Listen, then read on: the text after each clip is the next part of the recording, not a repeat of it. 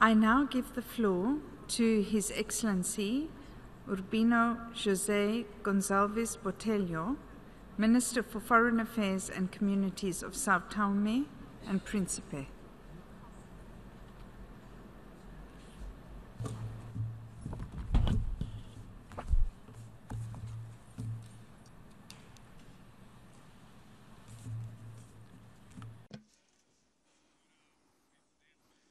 Madam President of the 73rd Session of the United Nations General Assembly,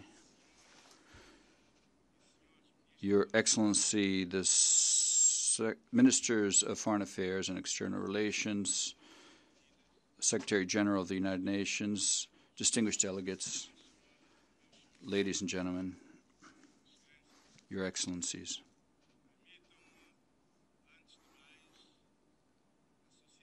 First of all, I would like to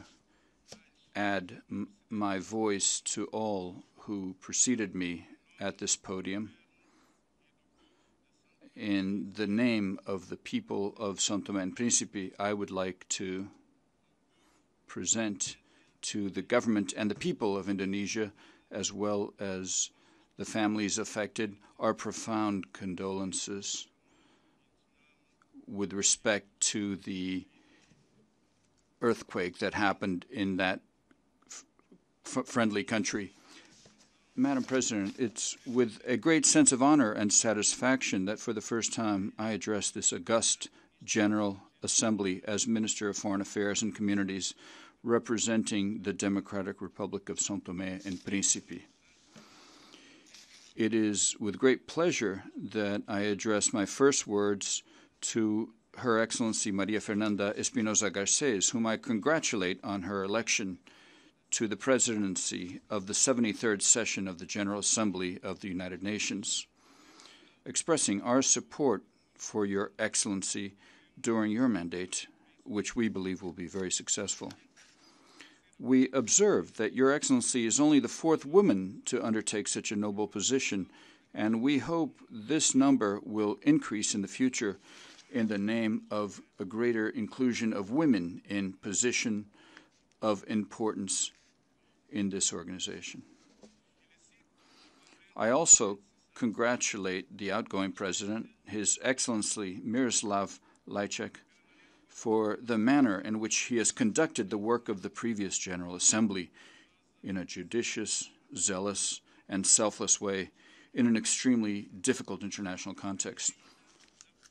I also would like to take this opportunity to pay tribute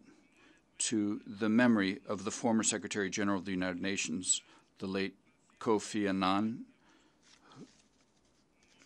a man who dedicated his life to making the world a more peaceful place and who worked tirelessly for that purpose, always with a great appreciation for our humanity. We must preserve his legacy by continuing to strengthen our organization as the ultimate and overall guarantor of the search for peaceful, durable, consensual solutions legitimated by international law in order to achieve the desired goals of peace, security, stability, and progress for all. Madam President, ladies and gentlemen, distinguished delegates, we welcome the choice of the theme for this session,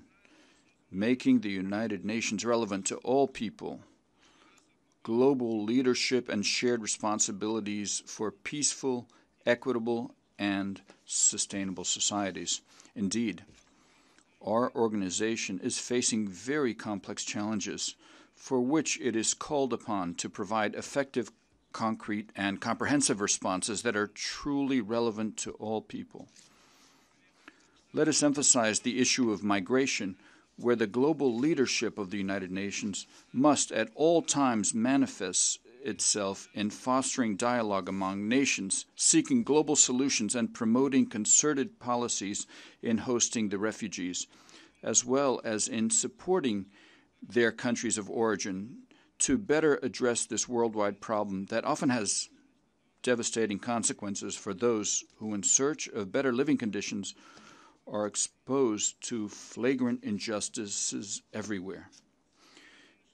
If we really want peaceful, equitable, and sustainable societies, our efforts must continue to be conducted seeking solutions not only to migratory problems, but also at the negotiating table to mitigate the effects of the current armed conflicts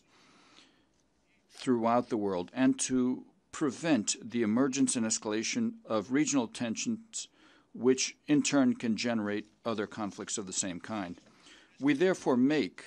a strong appeal from this podium to continue dialogue aimed at the peaceful resolution of tensions that are occurring all over the planet, conflicts that keep claiming thousands of innocent lives, in particular in Syria. We also continue to call for an understanding in the Central African Republic so that the negotiations can put an end to a conflict that has harmed thousands of people and whose refugee situations has led to a serious humanitarian crisis in the country. We warmly salute our sister Republic of Guinea-Bissau for convening legislative elections next November and express to them best of luck, as we are certain that these elections will mark a new era of harmony and prosperity with the resumption of the regular functioning of its democratic institutions. In the same manner, we also praise the Democratic Republic of Congo for convening the general election scheduled for December this year, and we sincerely wish they be transparent and fair and conducted in a peaceful and harmonious environment. We are also pleased to note the positive steps that have been taken concerning the reconciliation processes between Ethiopia and Eritrea, as well as between the belligerent parties in the Republic of South Sudan, and we strongly encourage that this path be continued. Regarding the situation in Sahara, we express our support for the Secretary General of the United Nations and his personal envoy in their efforts to relaunch the political process on the basis of the parameters set by the Security Council in 2007, and we welcome the adoption of its resolution 2414, which calls for the need to achieve a political, pragmatic, realistic, and long-lasting solution to that dispute. We also congratulate the serious efforts by Morocco to try to find a political and definitive solution for their regional issues, and we express the support for their initiative for autonomy. The Democratic Republic of Sao Tome and Principe welcomes the historic developments on the Korean Peninsula, and we call on all those involved to continue the dialogue and negotiations to benefit the interests of all parties with a goal of developing that entire region. With regard to the situation in the Middle East, we call for dialogue and a continuation of negotiations to find a peaceful and negotiated solution respecting to the right of the Palestinian people in deciding their own destiny according to the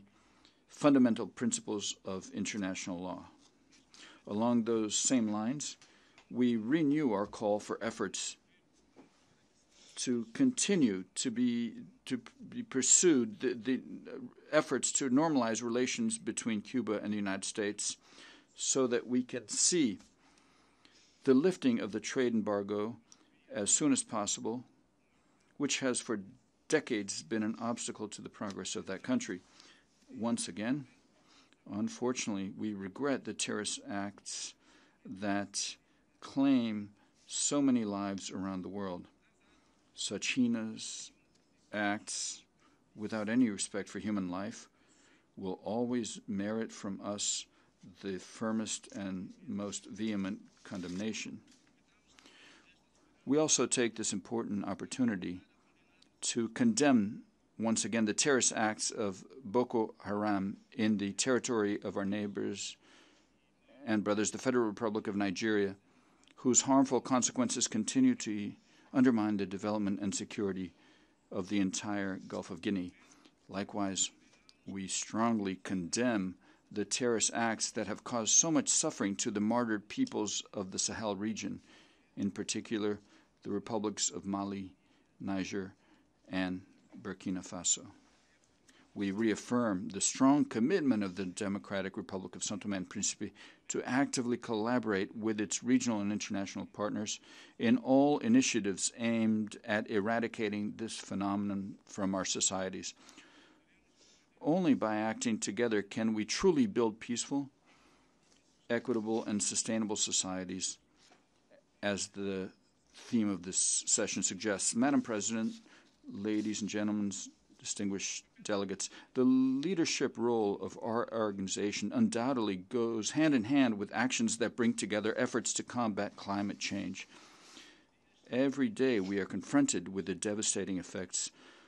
of climate change around the world. Natural disasters are occurring on a larger and larger scale with greater and greater intensity, leading to the loss of lives, especially in the least developed regions of our planet. The global effort must continue under the auspices of the United Nations Framework Convention on Climate Change, and indeed it must be a shared responsibility for everyone, because it is up to all of us to safeguard the future of coming generations. And at the beginning of my intervention, I alluded, unfortunately, to one more of these effects which happen in Indonesia. It is therefore urgent to put into practice the provisions of the Paris Agreement so that the necessary technical, financial, and human resources are properly directed toward the immensity of the task at hand. We therefore hope that the next conference of the parties, COP24, which will be held in Katowice, Poland, in December, be very successful, and that the dialogue that takes place can, in fact, make it possible to implement that agreement. Sao Tome and Principe will do everything in its power to advocate the crucial importance of common and universal efforts to adopt the necessary policies in this regard. Likewise, we underline our support for the Sustainable Development Goals, whose achievements truly will benefit everyone and will require the support of all the specialized agencies of our organization in formulating and implementing policies necessary for achievement of these goals. Sao Tome and Principe notes that this collaborative effort has been in practice in our country. We must also highlight and welcome the continued efforts of the African Union in the implementation of the Inclusive Agenda 2063. The achievement of this, we believe, will enable African countries to free themselves from the chains of poverty, thus enabling their people to have a better future. The spirit that has guided us so far must continue to be strengthened, taking into account our specificities and constantly remembering what unites us, the well-being and development of the whole of Africa. Madam President, ladies and gentlemen, the Democratic Republic of Sao Tome and Principe is a small developing island state with all the constraints that this condition entails. And we have pursued a policy adapted to its reality, respecting its multicultural diversity and respecting human rights. With an economy that is very vulnerable to external shocks, the current government has designed and has made efforts to achieve an ambitious transformation agenda for the year 2030. These actions closely follow the guidelines of both the Sustainable Development Goals and of Agenda 2063 of the African Union, which I previously mentioned. It has been a difficult task, but we would like to register the support that we have received from organizations that have collaborated closely with our government and our important bilateral partners whose support the Democratic Republic of Sao Tome and Principe widely acknowledges. And since this is a task that is still one that we are working hard on, we would like very much to continue counting on such contributions. On October 7th, Sao Tome and Principe will hold legislative, local, and regional elections. We invite the international community to join us as independent observers to once again witness the strength and quality of our democracy, which will be further consolidated with this electoral act, which will reveal that our democracy is mature. Madam President, ladies and gentlemen, our organization must assume its leadership role in the global efforts for the development of all people, in the unceasing pursuit of peaceful solutions to the conflicts that continue to exist in the world, in efforts to combat climate change, in reducing inequalities, in promoting gender equality and equity, in combating the scourge of terrorism and hatred based on race, sexual orientation, and religious beliefs, in promoting intercultural dialogue among peoples, and in the uncompromising defense of peace and human rights. These values,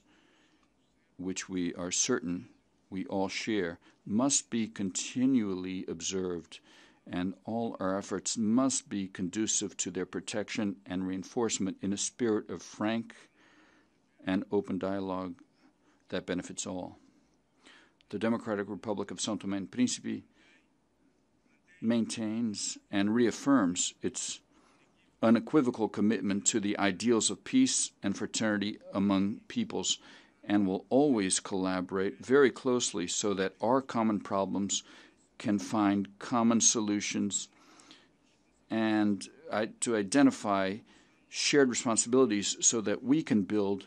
under the ideals of our organization, a more prosperous, just, peaceful, and sustainable world. I thank you very much for your attention.